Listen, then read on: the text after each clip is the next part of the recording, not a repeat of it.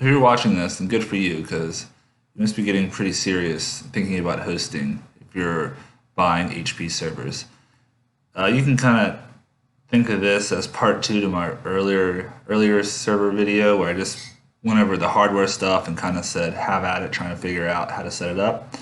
We're going to go real in depth on getting all the configuration right, and so you don't have to struggle like I did for weeks to really get it fine-tuned and avoid all the trial and error I had to. So this video is going to be focused on either the 380p Gen 8s or the 360p Gen 8s. The only difference is one's a 2U server, one's a 1U server. Don't go older than Gen 8. You can go newer than Gen 8. Good for you. Those are faster. So throughout this video, we're mostly going to be setting everything up through the Ilo, which is the remote management. One, it's easier to boot through it. I don't have to make a whole bunch of bootable devices. And two, it's way easier to record because I can just do screen capture. You log in through Ilo through the IP address that it gives you when it boots. Make sure you have a Ethernet cord plugged into the Ilo port in the back. It has to be plugged in before you turn it on to get an IP address. Now the first thing you're going to see when you turn on your server and you have a monitor attached is you're going to see an IP address down at the bottom. That is the Ilo IP address. If the first three numbers don't match, that means your Ilo is not configured for your network. And we're going to go through how to deal with that. Now let me go ahead and disclaim here that if you try to log in to this IP, you just lift the IP address from that splash screen on the server and you can't provide a secure connection. That's because your Ilo is so out of date that it doesn't run on a modern browser. So you actually have to go into Chrome and use something called IE-Tab, which is an Internet Explorer emulator, to log in. So I'm going to go ahead and log in because I have my IP address set up for this network. Oh, before I type the password in here, I'm going to show you there where to find the password on your machine, because there is not a default password.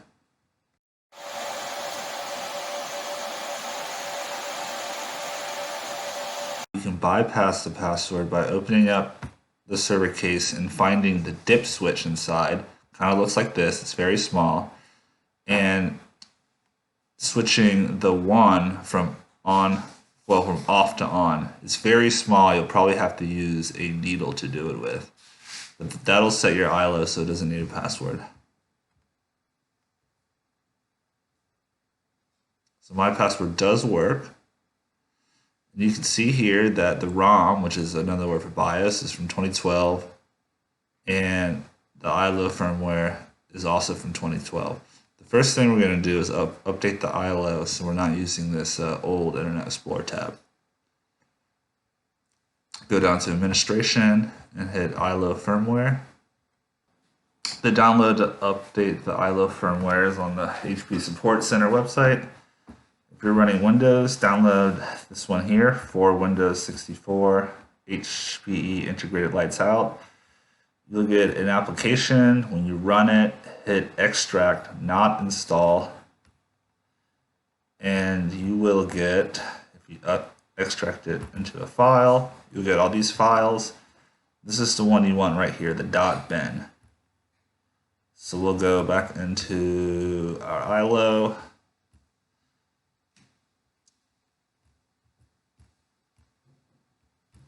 Browse for that. There it is. Open and upload. Yes.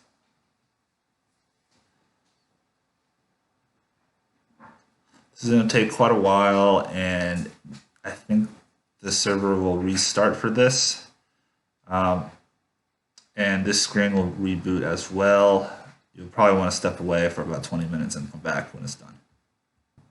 When you get to this screen, it has been installed. Let's go ahead and log in again.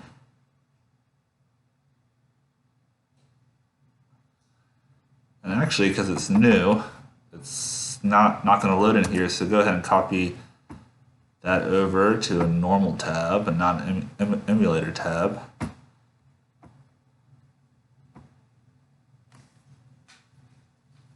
All right, there it is. Firmware version is brand new. Next, we'll do the BIOS.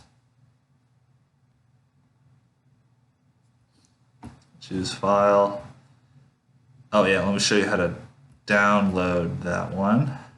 Click BIOS up top on the Support Center page and download if you're on Windows. This right here. Run the program, hit extract, not install.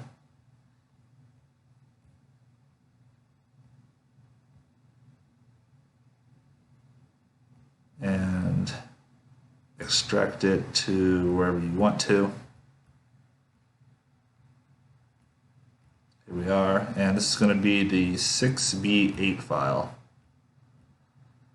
This will actually install faster than Ilo. It's a little harder to tell when it's done. But when you see that the date on the BIOS is new, you'll know it's done. You might have to refresh Ilo for that to show up though. So I actually got the red screen of death while doing the BIOS update, probably because you're technically supposed to slowly walk the versions up, and I did a huge jump, but just all I had to do was do a hard reset, and now you can see my system ROM is 2019. You're probably noticing right now I accidentally skipped over how to change your Ilo IP if it's not automatically using DHCP to get the IP of your network. So let me do that real fast. I'm going to go ahead and do a system reset through Ilo, super neat and handy. I'm going to reset the device, and we're going to go to remote console and hit there, and you can totally do all of this through just a monitor and keyboard, but I like doing it this way. It makes it easier to record. So here's the Ilo on the splash screen I was talking about earlier. That is on my network, which is why it's working. Once you get here, keep a close eye out for when the Ilo configuration function key comes up. So you don't have long to press it. There it is, F8. Cool. Go over to network, DHCP, enter. And there it is. You see it's already on. In case you get confused, it's a space to change. So we're all good there. I'm just going to escape out of here. To get out of here, you actually go to File, then Exit. Go ahead and hit F9 to go into BIOS setup. Only a few things we need to change in here. System options, let's see here. Make sure USB boot support is enabled. Don't really need to mess with that. USB is enabled.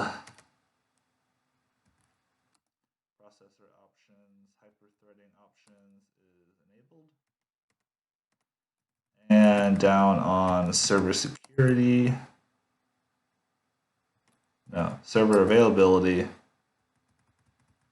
automatic power on is, see, it needs to be always power on. See, if a power outage comes back on, it'll automatically boot. So really, that's all you have to do at this point for most people. If you're wanting to upgrade the CPU to a V2 or V3, maybe it's just V2, there are some more steps, and if you want to use the SATA storage slots on the front of the server in the best way possible, there are also some more steps. So if you're not doing either of those, skip ahead and I'll go over some of your booting options.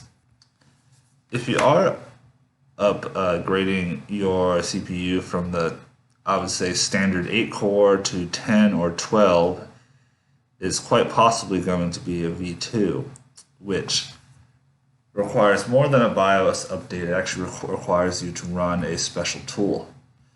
Note that if you're upgrading your CPU, you will probably need more RAM to really optimize your machine. Sometimes you get lucky, you get a machine with more RAM than you already need it, so it just makes sense to upgrade your CPU.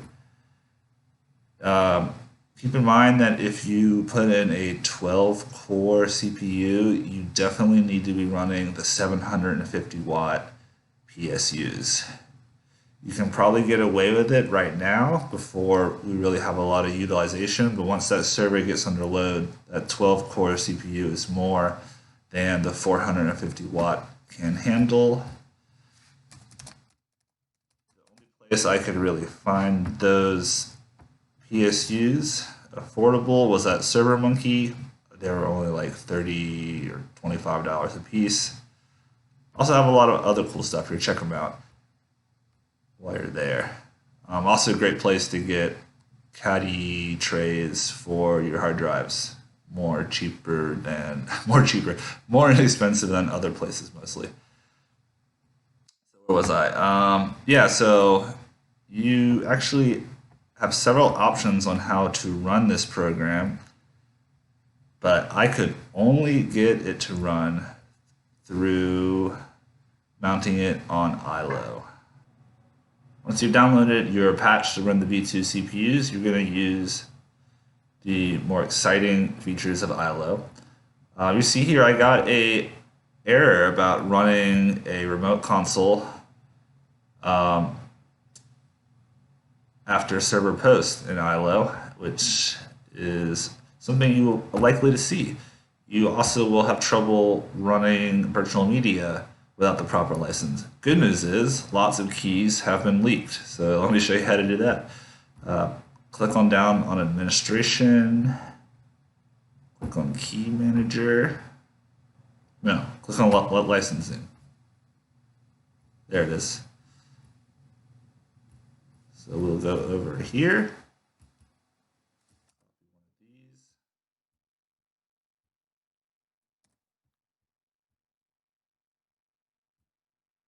That easy, that was fun. So yeah, installing the patch will go up to virtual media. No, we'll go to remote console. We'll launch a console. Click on this little CD.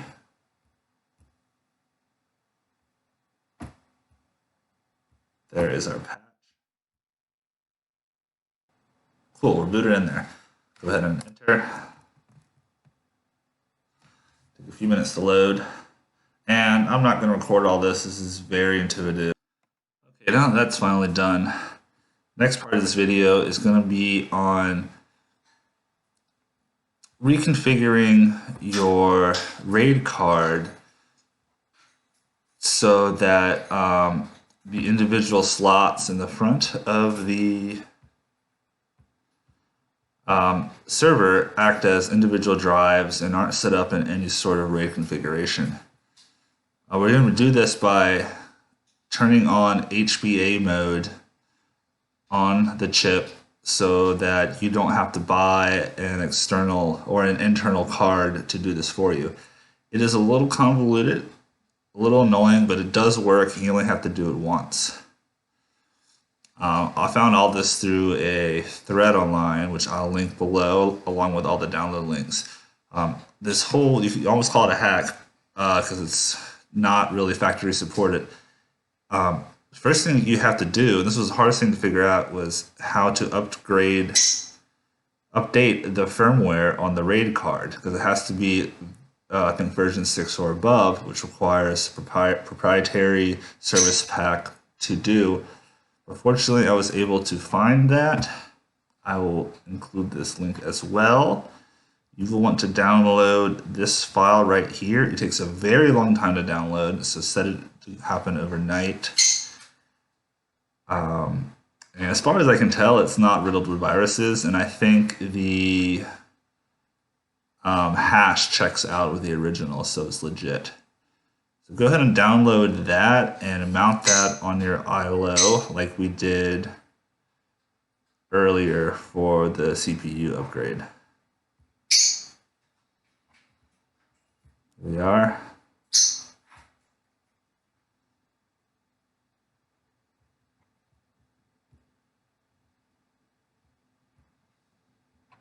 Now this is all going to be automated. You actually don't have the option of doing the non-automated version. This takes quite some time to do. But by the time it's done, the firmware for your RAID card will be new and we can turn on hbamode. Cool, so here you can see it's loaded in. You can go ahead and hit enter if you want. You have to do automatic when doing it from Ilo. And I'm not going to show you this. There's nothing I can even input past this point. So I'll come back in a few and we'll start the next steps in doing the hbamode. It's rebooting now, so the install firmware update went good. Now we need to actually do some commands in Linux. So download the Ubuntu ISO file to your computer. And we're not going to install it, we're going to run it live. It is probably better and faster to run on a USB, but to make it easier for me, we're actually going to load it up through Ilo. While that's booting up,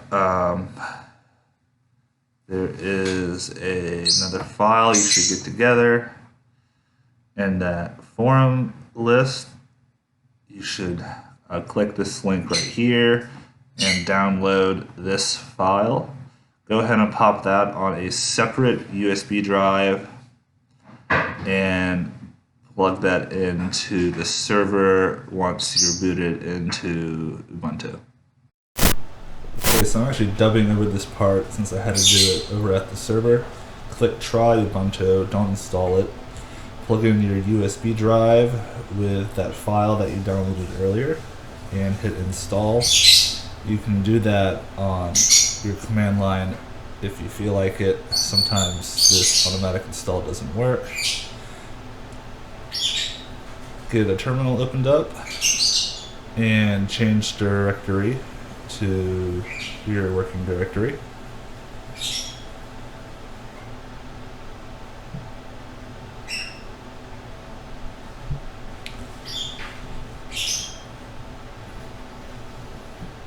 This is the command to turn on hbamode.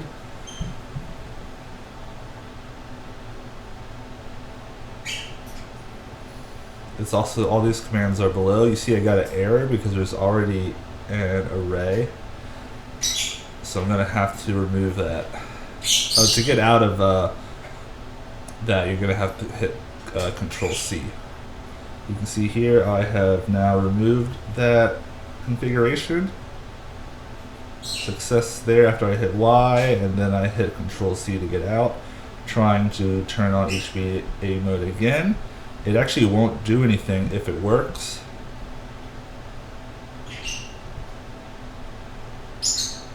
I like to wait a second just to be sure it does what it needs to do. Hit Ctrl C, and when you try it again, it tells you hbamode is already on, so you know you're good.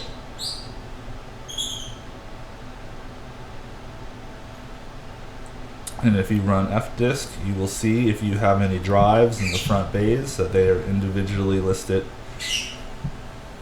Right there you see the very bottom one. The server is ready to boot 0 OS. I'm not going to boot into it right now because I actually have the SSD in the mail I want to use for this, but because I have a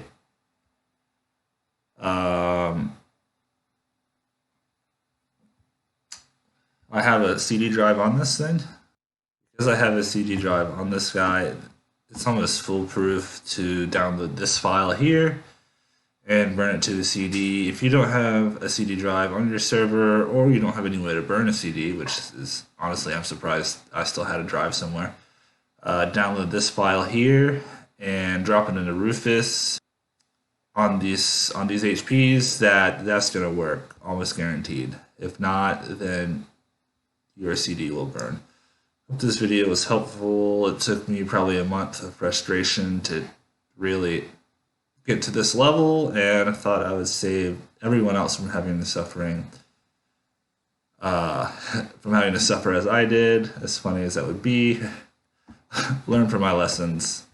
Keep an eye out for my next video on Dell servers in a couple days.